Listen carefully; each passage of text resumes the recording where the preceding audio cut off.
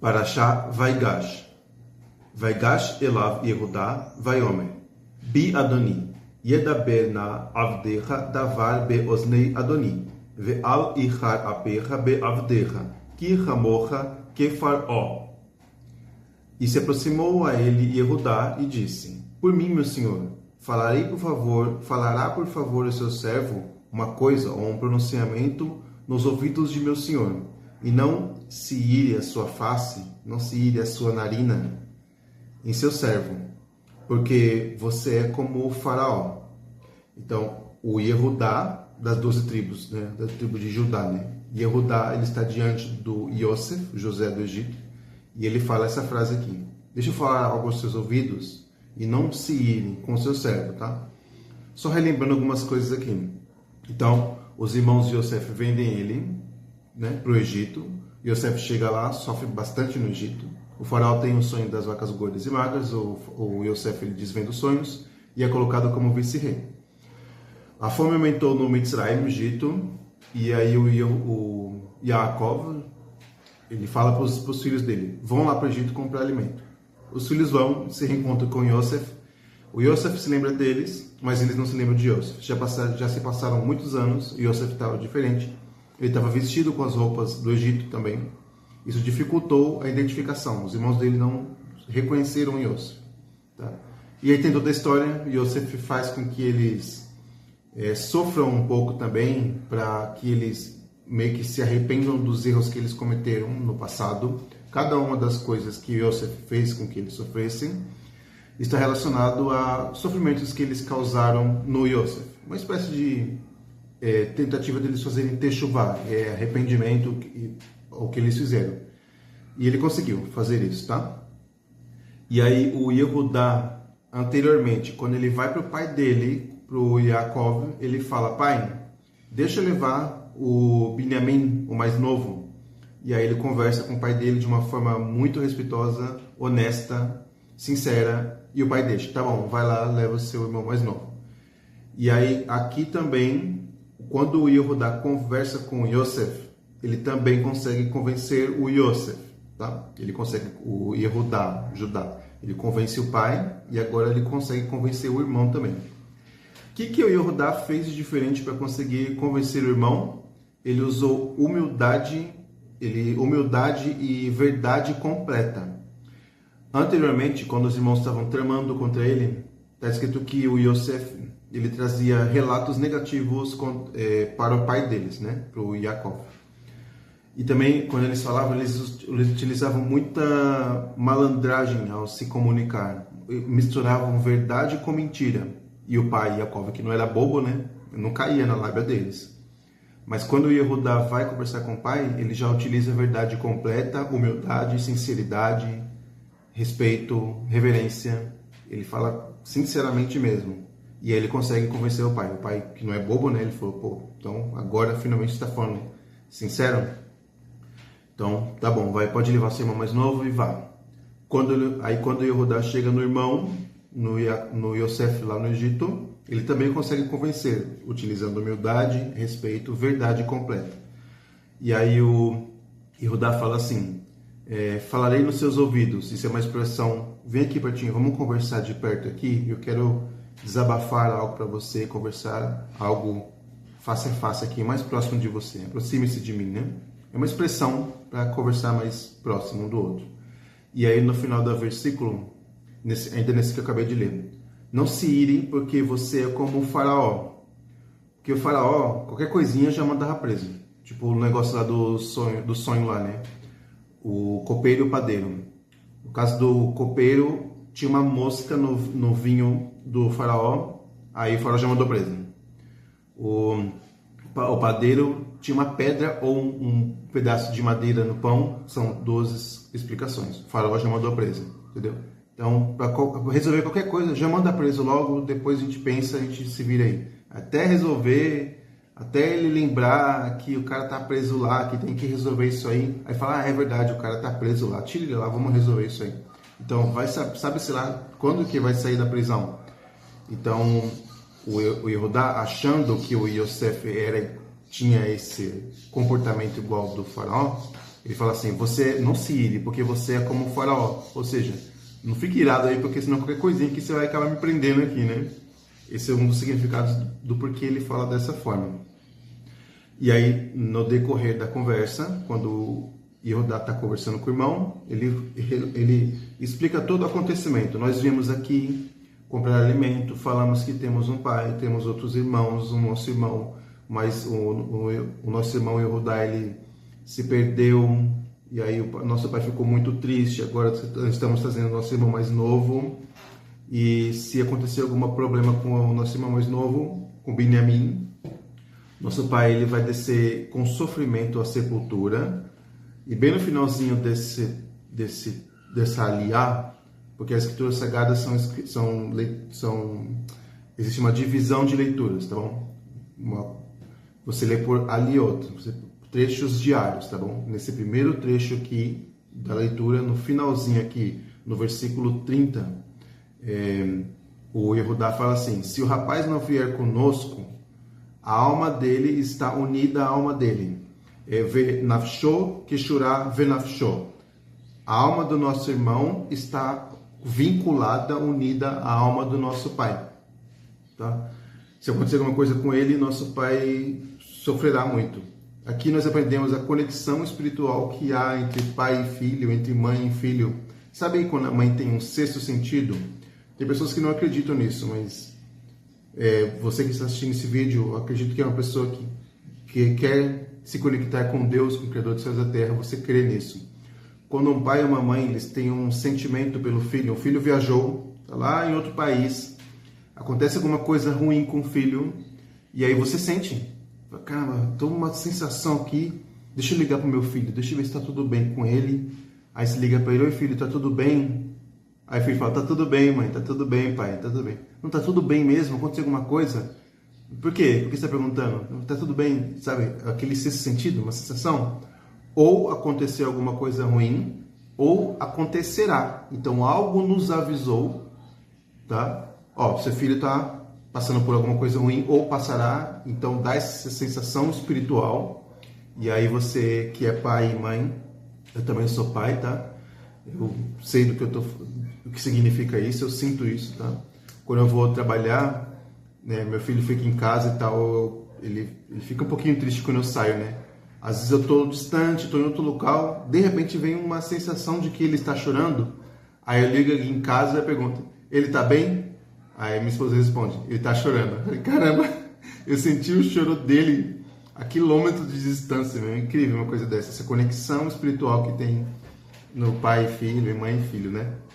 Vem dessa palavra aqui, ó, kishurá. Vou deixar na tela essa palavra kishurá, kufshin vavereish rei, kishurá. Conexão, elo, vínculo, né? Essa palavra que dá essa conexão espiritual entre pai e filho, mãe e filho. E aí o Yehudá continua falando e diz o seguinte: Verhaya kiroto ki en hanaar vamet. Verhoridu avadecha et seivat avdecha avino beyagon sheolah. E acontecerá quando ele ver que não está o jovem, morrerá. E descerão os seus servos, a velhice do seu servo, nosso pai, em sofrimento ao Sheol. Deixa eu já falar isso aqui rapidamente. Eu não vou poder alongar isso muito, porque é um tema para um outro vídeo, mas só para aproveitar esse momento que essa palavra aparece aqui, ó. A palavra Sheolá, tá? Nesse versículo que eu deixei aqui na tela. Vem da palavra Sheol, também estou deixando aqui na tela, tá? Ela, em tradução simples, é túmulo. Tá? Sheol é túmulo, tá bom? Tradução simples.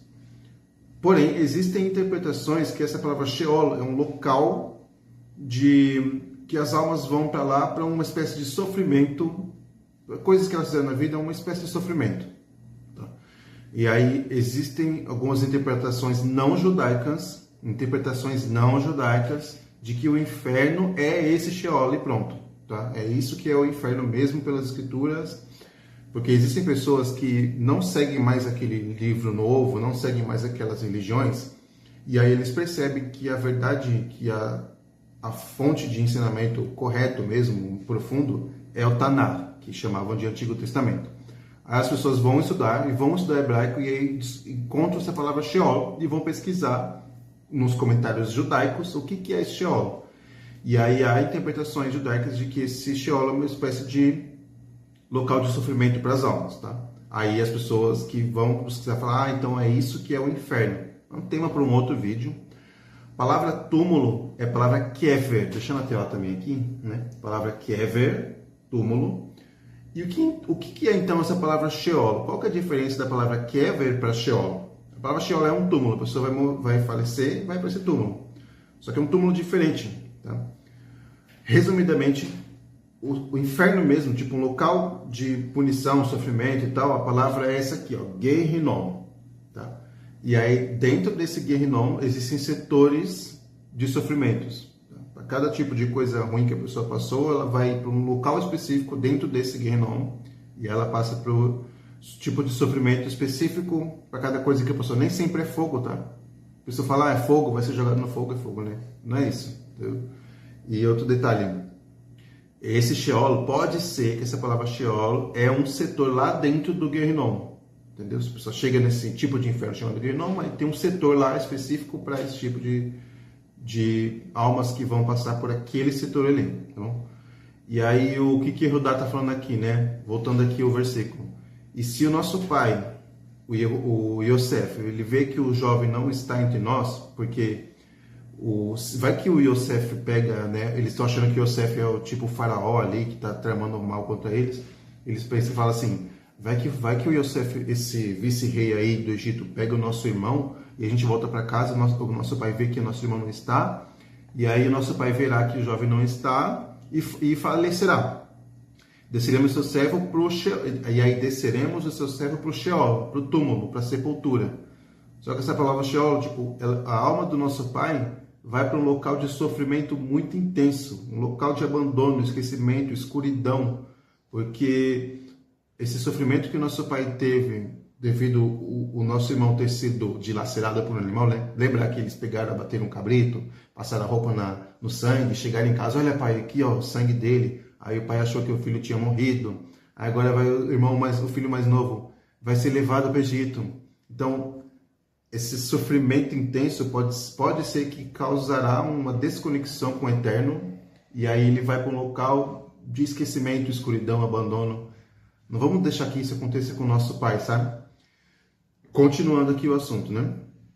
E aí ele fala dessa forma muito triste, muito dolorosa, e aí no capítulo 45, Yosef, ele se revela, ele não aguenta, ele fala, tá bom pessoal, chega, eu não aguento mais, eu sou Yosef, tá bom? Eu sou o irmão de vocês, se aproximem e vejam que sou eu mesmo.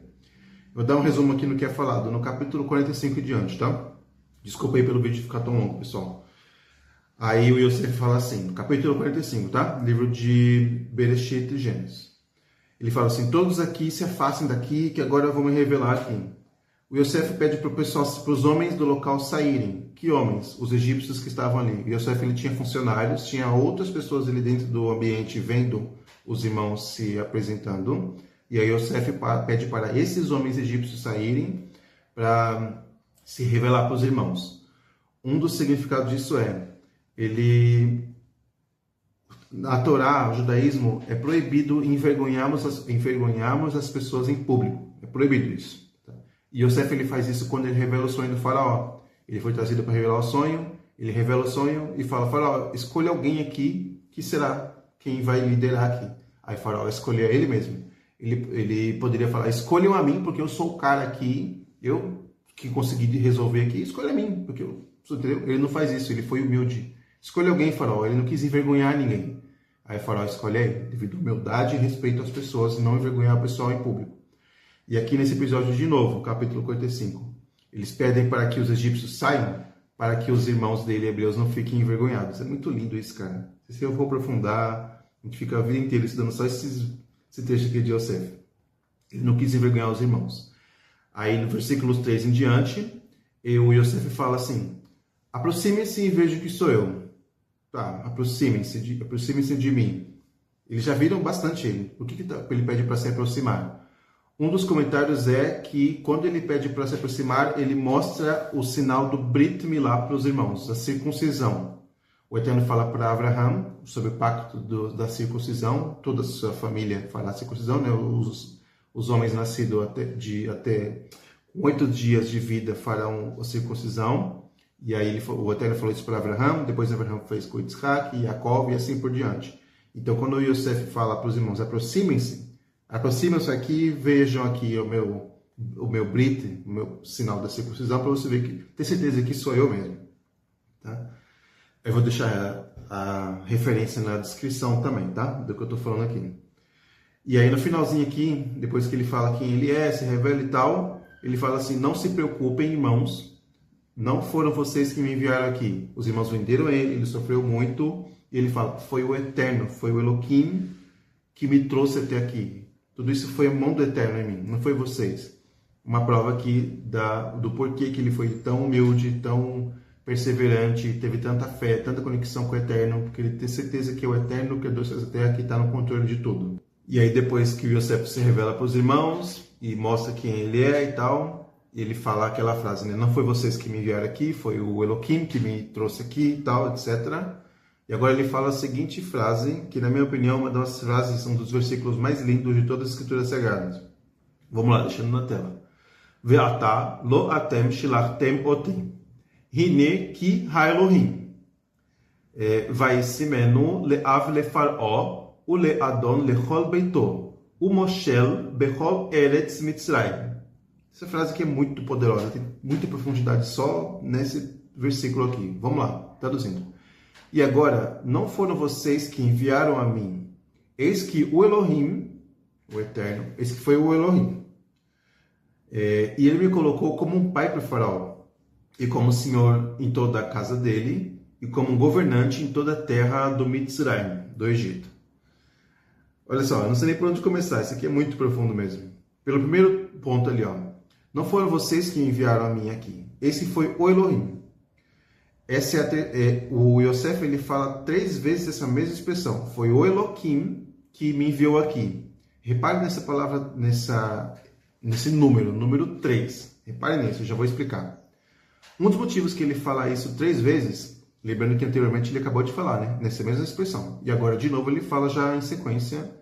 Não foi vocês, foi o Elohim que me trouxe aqui. Ele fala isso 3 vezes dentro da conversação ali. Um dos motivos o Yosef, ele estava num local de muita idolatria. Ele poderia ter sofrido assimilação. Muita idolatria, cultura muito diferente, idioma diferente. Então ele poderia ser assimilado, né? Poderia ter ido para os outros deuses e tal, ficou afastado do pai, da família. Mas ele está comprovando, foi o Elohim. Ele está falando, Elohim, o Criador dos céus e da terra, o Deus de Abraão, Isaac e Jacó, ele que me enviou aqui. Ele fala isso 3 vezes para comprovar que é o Elohim mesmo, Deus de Abraão, Isaac e Jacó. Ele não sofreu assimilação naquele local. Um outro motivo que ele fala 3 vezes é Chokhmah binai da'at, sabedoria, entendimento e compreensão. Tá? Para quem sabe um pouco de Kabbalah, é um assunto das 10 Sefirot. Tá? Eu deixei alguns vídeos no meu canal, tem aí explicando algumas coisas. Então, sabedoria, entendimento e compreensão. É o Elohim que me dá sabedoria, entendimento e compreensão para governar aqui. Então, de novo, ele está confirmando. E de novo, o número 3, hein? Guarda isso. De novo, o número 3. Fala 3 vezes. Está ligado também a sabedoria, entendimento e compreensão, e para afirmar, fixar que é o Elohim mesmo que está no controle de tudo. Guardem isso, tá? Já vou explicar já. E aí ele, na continuação aqui, né, ele fala, vão lá para a casa do meu pai, busquem ele, fala que eu estou aqui e tal, vão sem demora, busquem ele rapidamente, etc. Não se preocupem que eu darei tudo o que vocês precisam, e voltem lá, busquem nosso pai rapidamente aqui. Estava com saudade e queria ver logo o pai. Antes que eles fossem, Yosef cai sobre os ombros do irmão Binyamin e chora. Vamos lá. Yosef cai no pescoço de Binyamin e chora, e o Binyamin cai sobre os pescoços de Yosef e chora. Pescoços, não tem pescoço no plural, a gente não tem 2 pescoços. Por que isso? Não é à toa que está escrito assim. Quando Yosef cai no pescoço de Binyamin, ele se prostra, né? Ele abraça o irmão e chora no pescoço dele, ele está chorando pela destruição do templo. E o Binyamin, quando chora sobre os pescoços de Yosef, ele está chorando pela destruição do primeiro e segundo templo. Esses são os significados. O templo de Salomão é comparado também como um pescoço do Eterno. O Eterno, que é Deus da terra, ele é a cabeça, E aí o pescoço, ele conecta a cabeça ao corpo, certo? Então, o templo de Salomão é o pescoço de Deus, né? O Eterno manda a sabedoria, passa pelo pescoço, que é o templo, e se expande para todo o corpo, que é o mundo, que é a terra. Tá bom?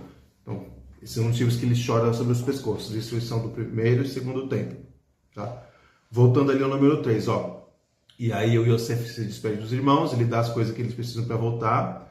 E para Benjamim, Yosef lhe dá 300 pratas e 5 peças de roupa. 300, de novo aí, ó. De novo o número 3. Fala o nome do Eterno 3 vezes, dá 300 pratas. De novo o número 3.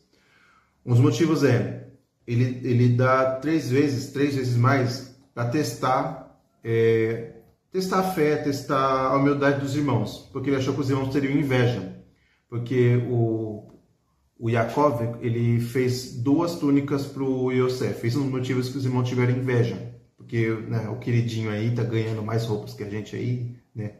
Por que isso? Eles tiveram inveja. Então ele dá mais pro irmão para ver se os irmãos estão com inveja mesmo. E por que 3? Por que 300? A letra Gimel, que vou deixar na tela aqui, que é valor numérico 3, ela está relacionado a ajudar, manter e enviar, digamos assim. A pessoa está precisando de ajuda. Nem sempre adianta muito você só ajudar e virar as costas e ir embora. Aquela ajuda que você deu, uma hora vai acabar. E uma hora ela vai precisar de novo. Tá? Então, o Gimel, a letra Gimel, esse número 3 do Gimel, da letra Gimel, ela representa o quê? A pessoa está precisando de ajuda. Você dá uma oportunidade para que ela se mantenha. Por exemplo, você dá um emprego para ela. Você não ajuda só dando algo, porque esse algo vai acabar. Você ajuda dando um emprego, dando algo que ela consiga se manter. Depois que ela consegue ter essa forma de se manter, esse emprego, esse trabalho, utilizar a inteligência que ela tem para produzir algo para ela, agora você vai orientar ela a manter isso. Por exemplo, vou dar um exemplo rápido. Eu trabalho também fazendo entregas. E aí um rapaz, ele veio, foi ontem, anteontem, ele veio me pedir uma ajuda. Aí eu falei assim para ele, você tem interesse em trabalhar também com entregas?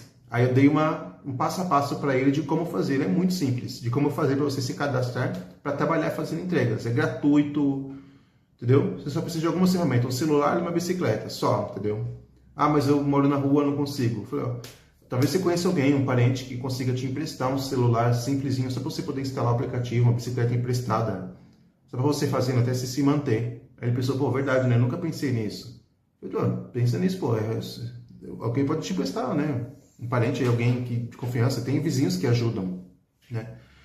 Tenta fazer isso, tá bom. Aí, digamos que ele faça mesmo e já aconteceu de alguém fazer. Agora Bruno, eu vou precisar acompanhar ele. Falar, ó, então, você vai instalar esse aplicativo, você vai fazer assim, você vai fazer tal cadastro, você entra aqui nesse ponto, eu vou acompanhando ele como fazer, tá? Esse é o número 2. O primeiro eu dei a base para ele, agora o número 2 agora eu vou acompanhar ele. Desculpa, pessoal, tocar a campainha aqui, acabei tendo que pausar aqui, nem lembro onde eu estava mesmo. Então, número 3, né, voltando. Então, primeira coisa, eu dou a sugestão, né, dou a ferramenta para ele e tal. Aí depois que ele consegue, eu vou precisar ajudá-lo agora, como fazer, como se cadastrar, o que ele precisa, dar o passo a passo ali. E terceiro e último, dar uma sugestão minha aqui, tá? Ele conseguiu a bicicleta emprestada, conseguiu o celular emprestado. Só que ele vai precisar, talvez ele precise pagar por essa bicicleta, digamos. Aí eu pego e compro essa bicicleta para ele. O dinheiro que eu daria para ele estava pedindo dinheiro para mim, né? O dinheiro que eu daria, poderia ter comprado a bicicleta, né? É meio perigoso, tem gente que não é honesto, mas, né, quem sabe, né? A intenção é que tudo dê certo, mas aí agora eu falo, ó, então eu vou comprar essa bicicleta para você. Eu chego na pessoa lá, dou um valor simbólico para a bicicleta ser dele, para que ele não ficar em dívida com a pessoa. Pode ser que ele tenha que devolver, ele trabalha mal, ele fica se sentindo mal. Fala, caramba, eu tô com a bicicleta emprestada aqui, vou ter que devolver qualquer hora, sabe, sei lá quando que a pessoa vai chegar em mim e pedir de volta. Ele vai ficar aflito com isso, ele vai ficar mal com isso. Aí o que eu faço? Eu compro ela, mesmo que a pessoa peça um valor simbólico, eu pago ali, para quebrar esse medo dele de ter que devolver a bicicleta a qualquer momento, sabe? Para ele trabalhar tranquilo, sem medo, em paz.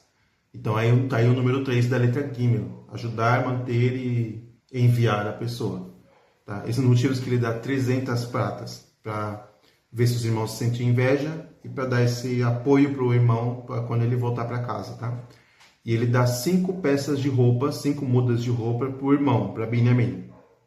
Um dos motivos que ele dá 5 peças de roupa é para potencializar os 5 níveis da alma. Eu vou deixar na tela também aqui, ó. Eu quero que esse vídeo fique bem completo mesmo.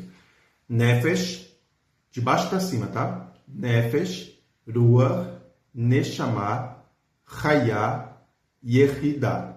Esses são os 5 níveis. Essa palavra Yehidah é o 5º nível mais elevado, tá bom? Nem todo mundo consegue ter essa conexão mais alta da palavra Yehidah. Tá bom? É preciso um processo de evolução espiritual para conseguirmos, tá bom? São 5 níveis da alma. Então, por esses motivos que ele dá 5 peças de roupas para o irmão. Por que eu estou falando tanto desse número 3?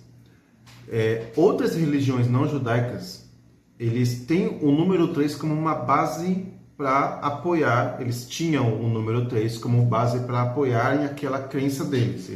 Aquelas religiões, eles acreditavam que Deus ele se manifesta de 3 formas, né? Um Deus que ele se materializa numa espécie de espírito, aí através desse espírito ele incorpora numa pessoa, num ser humano, aí precisa entrar numa mulher para poder nascer através dessa conexão entre espírito e matéria.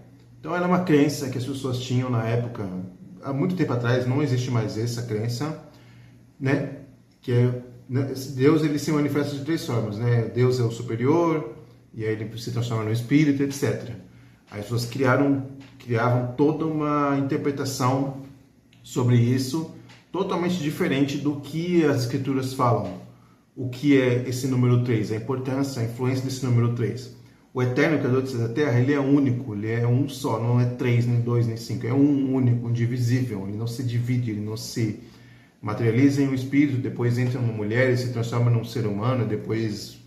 Entendeu? Não é isso, entendeu? Aqui há, nesse ponto que eu acabei de dizer, uma influência do número 3, sabedoria, entendimento, compreensão, você ajudar, manter e enviar, você começo, meio e fim, você saber se comunicar corretamente. Quando você vai fazer uma redação ela precisa ter um começo, um meio e um fim. A base básica para uma redação, qualquer tipo de assunto, essa é a base simples de uma redação, começo, meio e fim. As pessoas que começam e não terminam, né? Pessoas que nem começam. Então a importância do começo, meio e fim é muito importante em toda a vida. Manhã, tarde e noite, ontem, hoje e amanhã.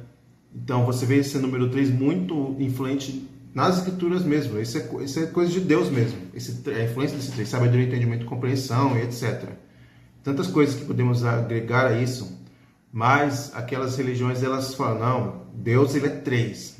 Deus, o Criador dos céus e da terra, ele é 3 porque, né, ele é um espírito que foi para o mundo e aí se virou um ser humano. Tem interpretação totalmente contra o que é realmente o que as escrituras falam. Aqui eu trouxe um exemplo. Existem muitos, mas é um tema para um outro vídeo, porque precisaríamos analisar todas as escrituras para vermos onde encontra esse número 3 e onde se encaixa. Existe muito, em todo o Antigo Testamento mesmo, todo o Tanar.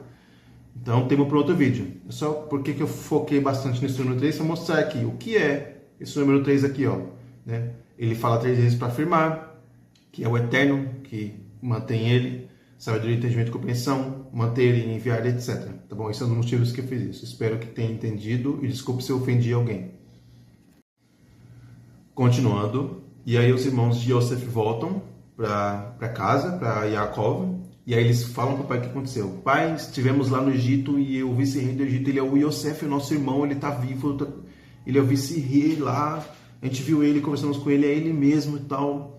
E aí o Yaakov, que é chamado também de Israel, tá? Ele fala a seguinte frase: Vayomer Israel, Rav od Yosef beni chai, elcha ve'ereno beterem amod.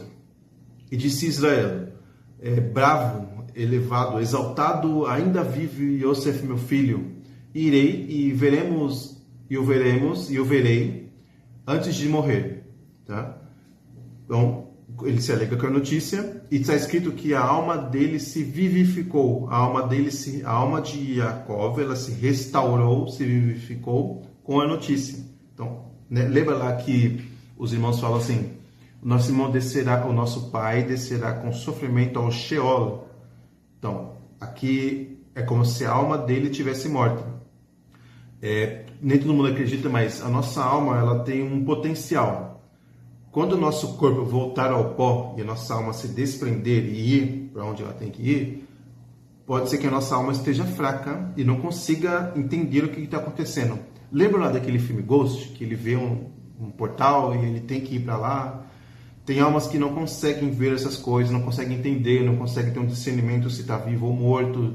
A alma fica cansada, fraca, sofrida. Ela entra numa dimensão totalmente diferente, ela sofre muito com isso. Quem tem capacidade de sonhar bem, tem aqueles sonhos que você está dormindo dentro do sonho, você está cansado dentro do sonho, está sofrendo, uma fraqueza na alma, é um sinal isso aí. Então está escrito, quando ele ouve notícia, quando Yosef ouve notícia, quando Yaakov ele ouve notícia que o filho dele está vivo, está bem, a alma dele se restaura, se revive. Aqui é uma das provas de que aquele Sheol, que é chamado de sepultura, é uma espécie de local de fraqueza espiritual, tá bom? Então a alma dele se restaura, etc. E aí o Eterno aparece para Yaakov numa visão noturna e chama o Yaakov 2 vezes, fala Yaakov, Yaakov. E Yaakov fala Hineni. Deixa eu ver aqui onde está o versículo para não me perder. Estamos no capítulo 46, tá? Versículo 2 em diante. O Eterno chama Yaakov numa visão noturna e fala Yaakov, Yaakov. E disse Hineni, eis-me aqui. O Eterno chama Yaakov 2 vezes. Um dos motivos o Eterno, quando está chamando Yaakov nessa visão noturna, ele está falando com a alma e com o corpo dele. Por que fala com a alma? Porque a alma estava fraca, né? E o corpo também estava fraco devido à idade e tristeza e tal. Por isso que um dos motivos que ele fala 2 vezes. E aí o Eterno fala, não tema descer ao Egito, etc. Eu estou com você. Tal, ele dá toda uma conversação aqui, versículos 4 em diante. Dei uma lida depois no contexto, tá bom, pessoal? Senão o vídeo fica muito longo. Aí o Eterno fala assim para Yosef, para Yaakov. Ele fala assim, o seu filho Yosef lá no Egito, ele colocará a mão nos seus olhos. Ele colocará a mão nos seus olhos. É assim que o Eterno fala, só. Porque a visão do Yaakov estava fraca, né? E aí como que ele vai ver o filho mesmo? Como que ele vai ver o filho? Como que ele vai identificar o filho? Então, o Eterno está dando aqui, olha lá, mais um ensinamento, hein?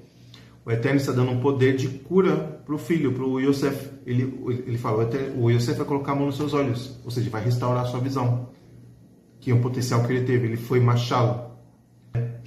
Pessoal, aconteceu um problema aqui. Lembra que tocaram a campainha aí? E aí eu fui atender, eu acabei perdendo uma coisa que eu ia falar, porque eu atendi o pessoal, né? Eu vou voltar aqui rapidinho uma coisa aqui daquela frase lá. E agora...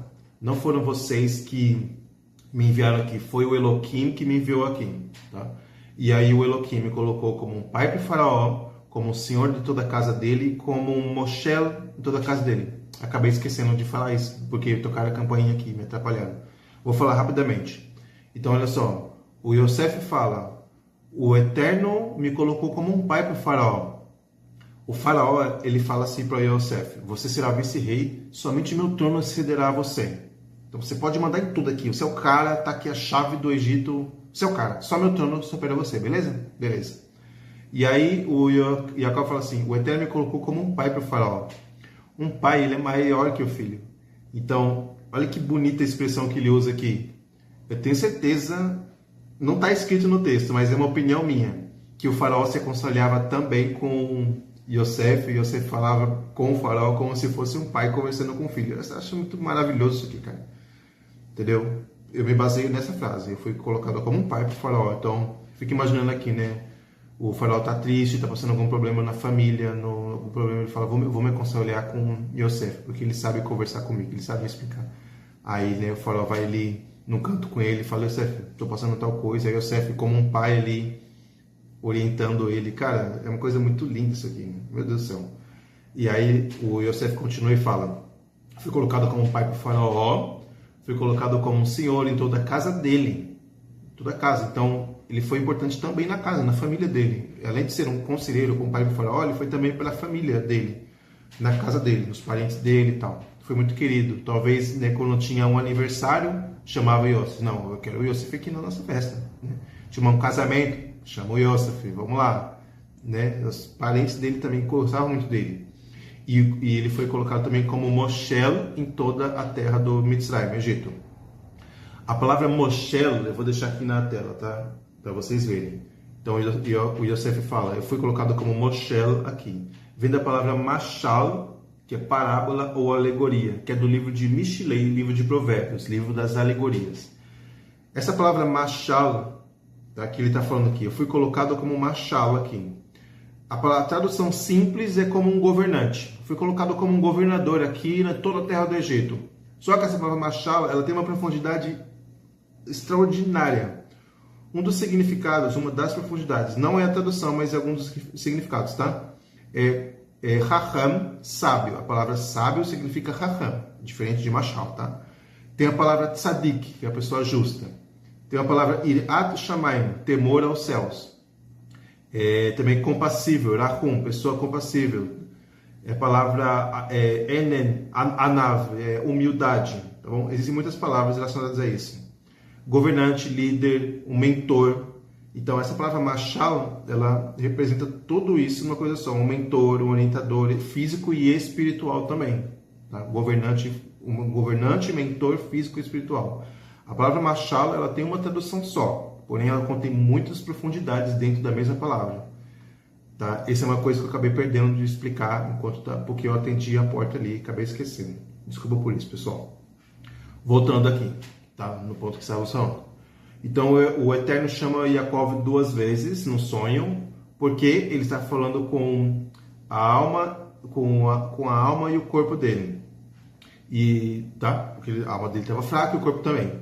E aí Yosef colocará as mãos nos olhos dele para curar o problema da visão que ele tinha. Porque o Yosef, como ele era um Moshel, que vem dessa palavra Mashal, um orientador espiritual, ele tinha esse potencial espiritual e o Eterno concede a ele esse poder de cura, para que ele possa ver realmente o filho. A referência eu vou deixar também na descrição disso que eu acabei de falar.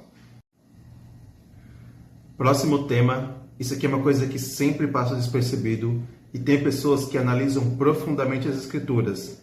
Eu participo de lives em várias redes sociais e também no YouTube. Numa outra rede social, eu participei de uma live ali, uma live de muçulmanos, debate com muçulmanos, tá? Pessoal muito respeitoso e muito estudioso. É um rapaz chamado Noah, tá bom? Muçulmano chamado Noah. Interessante, porque Noah é uma palavra hebraica, né? Aí, enfim, se eu começar a falar aqui, bem interessante a história dele. E o cara é muito estudioso, e os outros também muito estudiosos. Detalhe, os caras são muçulmanos, falam árabe e sabem hebraico. Eles sabem falar qual a paraxá, qual aliá, e onde começa o tema no texto hebraico da Torá. Os caras sabem ver isso, e sabem onde está o tema nos profetas também. Os profetas eles são lidos por tema, os caras sabem identificar onde começa e onde termina o tema, porque os capítulos e versículos, eles... em muitos casos, não todos, em muitos casos, alguns capítulos e versículos, eles estão no meio do tema, e dependendo da tradução, parece que o assunto terminou no meio do tema, mas não, há uma continuação no tema. Então, esses muçulmanos, eles sabem identificar onde começa o tema, mesmo tendo o capítulo ali. É impressionante como os caras estudam bastante mesmo, analisam bem, e eles sabem bastante sobre genealogias. Nesse debate com esse muçulmano, chamado Noah, ele me falou o seguinte: Bruno, veja bem, o Yehudá das 12 tribos, tribo de Judá, né, as 12 tribos, Issachar, Dan, Yehudá, tá? As 12 tribos. Tem um momento ali na Torá que o Yehudá se decaiu dos irmãos e se reuniu um homem chamado Hirá, né, Adulam, um homem de Adulami, casou com uma mulher lá e teve filhos com ela. Os filhos são Gershom, Onan e Shela. Já vou falar aqui quais são os versículos que eu estou lendo, tá? Nessa paraxá que estamos vendo. Ele falou: Bruno, pensa bem. Então o Yehudá, um hebreu, foi lá, se casou com uma mulher não hebreia, teve filhos com ela. Depois ele teve mais 2 filhos, o Pérez e Zera, com a Tamar. Aí ele fala assim: tá vendo só, Bruno? A linhagem judaica se perdeu. Por quê? Porque a mulher não era judia. Então, acabou aí já. Por que vocês apoiam essa genealogia aí, se a mulher ela não era hebreia? E agora? Eu falei: uau! Eu consegui responder, tá? Mas isso não tem acesso a esse vídeo, então eu vou falar aqui, deixar registrado nesse vídeo e vou colocar também na descrição, tá? Então, aqui ó, para refutar você, Então vamos lá, o texto que eu estou lendo aqui na Parashá Vaigash, que estamos lendo, começa no capítulo 46, versículo 8 até versículo 27, a genealogia, a descendência de Jacob, tá? Versículo 8, esses são os filhos de Jacob, Reuven, Shimon, tá? As 12 tribos e os seus filhos. Quando chega em Yehudá, versículo 12 em diante, Ele Banim Yehudá, os filhos de Yehudá, Onan, Shela e Peretz e Zerah com a Tamar. Será que se perdeu a linhagem de Yehudá? Será mesmo que realmente se perdeu? A resposta é não. O judaísmo não se perdeu devido a isso. 2 motivos, tá?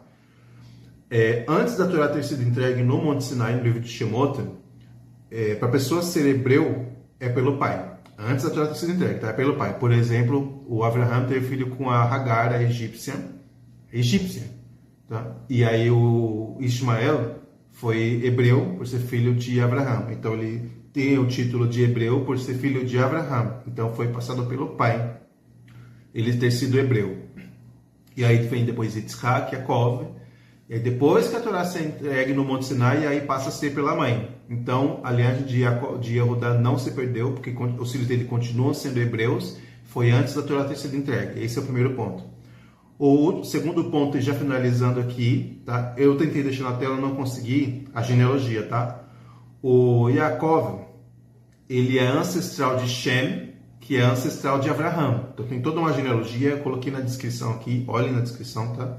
Então tem Shem, eu vou dar uma lida rápida aqui, ó. São muitos nomes, acho que não vai dar para deixar na tela. Vou ler rapidamente aqui, ó. Sobre Abraham, cadê? Rapidinho.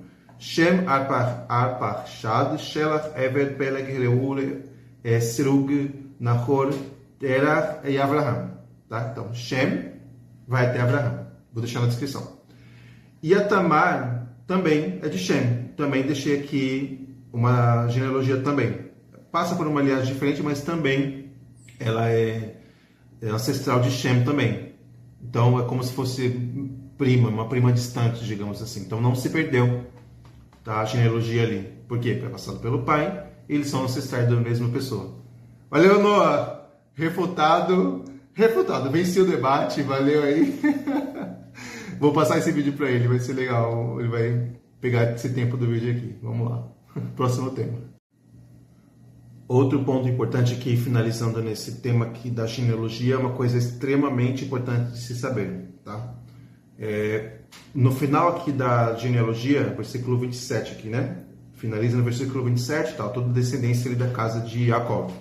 No finalzinho ali, o versículo 27, está escrito que 70 almas, 70 pessoas, né? Desceram para o Egito para se reencontrar com Jacob, com Yosef. 70 almas, 70 pessoas. Esse número 70, ele aparece 3 vezes em toda a Torá. Olha lá, de novo o número 3, lembra? Tá? Aparece 3 vezes. Em Bereshit 46, 27. Tá? Vou deixar na tela aqui. Em Bereshit, tá? Nesse momento aparece, que é o momento aqui agora. Depois no livro de Shemot. Tá? E depois no livro de Devarim. Deixei na tela aqui, para você não ter que ficar vendo na descrição. 3 vezes. De novo o número 3, lembra? Cara, isso aqui é muito importante saber. Muito, muito mesmo. Existia um livro novo, que ensinava um outro caminho, uma outra verdade, tá? Ninguém segue mais esse livro, mas existia e as pessoas ainda têm bastante dúvida.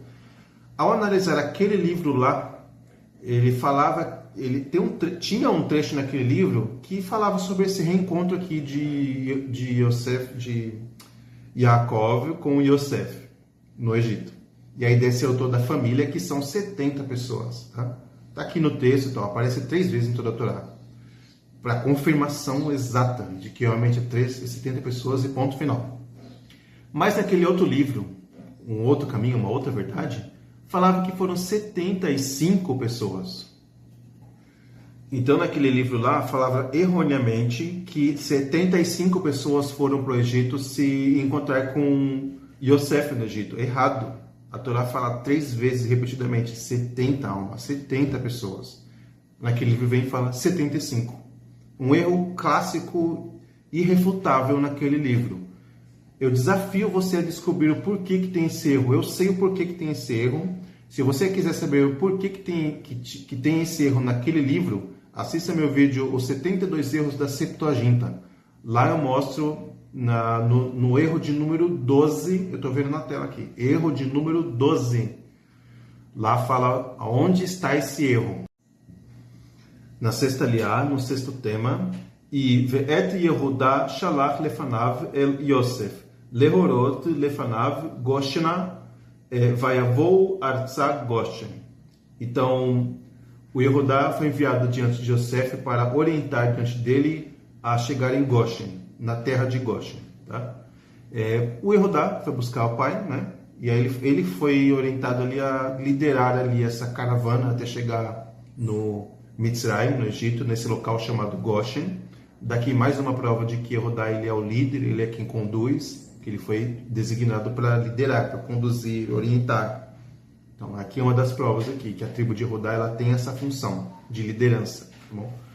E aí Yosef, na continuação do tema aqui, vou pegar depois o versículo 28 em diante, tá? Capítulo 46, versículo 28 em diante, vou resumir aqui. Então, o Yosef ele sai para ir encontrar com o pai, nesse local chamado Goshen e tal, eles se encontram, se abraçam, choram, aquele encontro inesquecível, enfim, uma coisa, né, tantos anos sem ver o pai e tal. Um dos ensinamentos aqui é a mitzvah, o preceito de você recepcionar e acompanhar a pessoa. Eu vou receber uma visita aqui, em casa. Então, digamos assim, a pessoa virá lá pela rua ali de baixo ali. Então, eu vou até lá na frente, até lá recepcionar a pessoa lá fora, lá na rua lá. Quando ela estiver chegando, eu vou recepcionar a pessoa lá.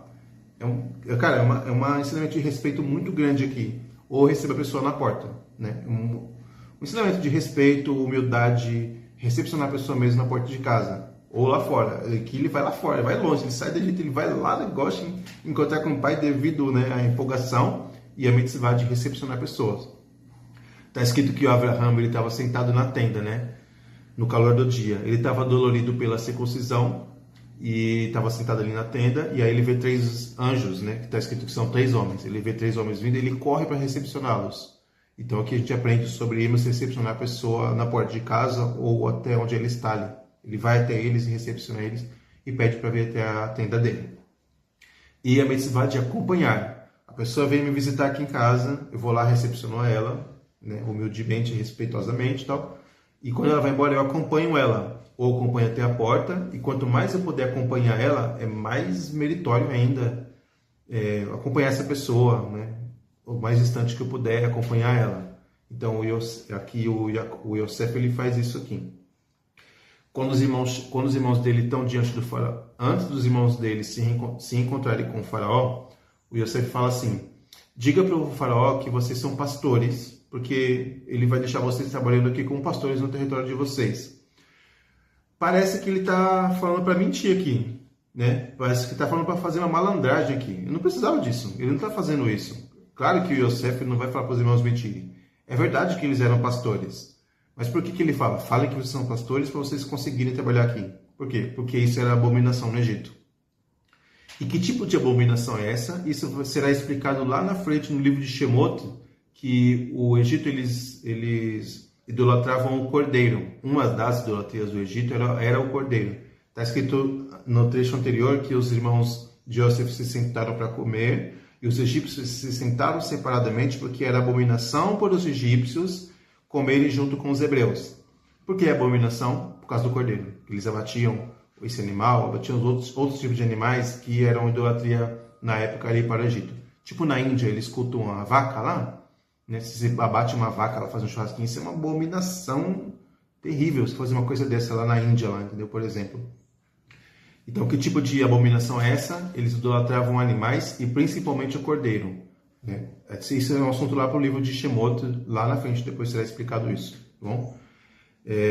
Então ele não faz com que os irmãos mintam, eles falam a verdade, e aí o faraó fala: fiquem lá no território de vocês fazendo isso. Por quê? Porque era abominação para ele. Mas o faraó ele respeita essa opinião. Ele não fala: eu sou o rei aqui, vocês vão ficar aqui no meu território abatendo animais aqui, pastoreando esses animais aí, comendo isso. Não, vocês não vão fazer isso não. Ele não se opõe. Repare que o faraó ele respeita. Vocês são pastores? Tá bom. Podem ficar no território de vocês aí, pode ficar com o melhor do Egito para vocês. Tá tranquilo, tá ótimo. Esse faraó ele foi muito bondoso mesmo, meu. Foi um dos melhores. O que escravizou foi outro faraó, não foi esse daqui dessa época, tá? E aí, no decorrer desse encontro, o Yosef leva o Yaakov, o pai dele, para conhecer o faraó. E o Yaakov, eu sempre troco os nomes. O Yaakov, ele abençoa o faraó. Tá? Depois dê uma olhada no contexto ali. Que tipo de bênção foi essa? Eu vou deixar a descrição, vou deixar a referência aqui também na descrição. A referência é essa aqui. Uma das bênçãos é que o Nilo suba quando o faraó chega. O rio Nilo, ele irriga todo ali o Egito ali. Então, quando o faraó chega próximo desse rio Nilo, o rio Nilo ele sobe e aí tem os canais ali que as águas ele se expandem para as plantações e a colheita dele tem muita fartura ali devido a isso. Só dele se aproximar, só do faraó se aproximar do Nilo, ele sobe. Lembra lá daquele faraó que escravizou lá os hebreus? Está escrito que o faraó ele ia para o Nilo e aí Moshe ia lá falar com ele lá no Nilo. Um dos motivos é que o faraó ele ia para o rio subir para ele ter mais água, para ter mais fartura no terreno. Outro motivo também é que o faraó ia se aliviar ali naquele rio Nilo ali. Finalizando, e eu peço desculpa por ter alongado tanto. Se você reparar, os meus vídeos anteriores eles ficaram muito curtos e poucos detalhes, tá? Mas esse aqui eu precisei alongar bem para que ficasse bem claro. O pessoal tá falando, Bruno, o vídeo ficou bom, mas faltou muita coisa. Realmente faltou muita coisa mesmo. Se fica cada letra da Torá, cada versículo, cada palavra, a gente pode ficar aqui o dia inteiro falando só disso. Então o vídeo ficaria muito longo. Então, eu tentei compactar o máximo possível, passar tipos de mensagens que se perdem ao longo do tempo, poucas pessoas sabem. Eu gosto de focar mais nesses pontos e não ficar um vídeo tão cansativo de assistir. Esses são os motivos que eu faço vídeos mais curtos, tá bom? Esse eu precisei dar uma alongada mesmo. Vamos lá, finalizando aqui, ó. Vayoshev Yosef et Aviv et Echav, vaiten lahem ahuzat be'eretz Mitzrayim, bemeitav ha'aretz. Be'eretz Ramses ka'asher tzivá Faraó. E assentou ou estabeleceu Yosef, o pai dele, e os irmãos dele, e deu para eles herança na terra do Egito, do melhor da terra, na terra de Ramses, conforme ordenou o faraó, conforme o faraó ordenou. Então o faraó falou, podem ficar com o melhor da terra para vocês aí, eu confio em vocês cegamente, podem ficar com o que vocês quiserem, ele deu o melhor. Território de Ramses. Já falo sobre essa palavra. Vou finalizar com essa aqui.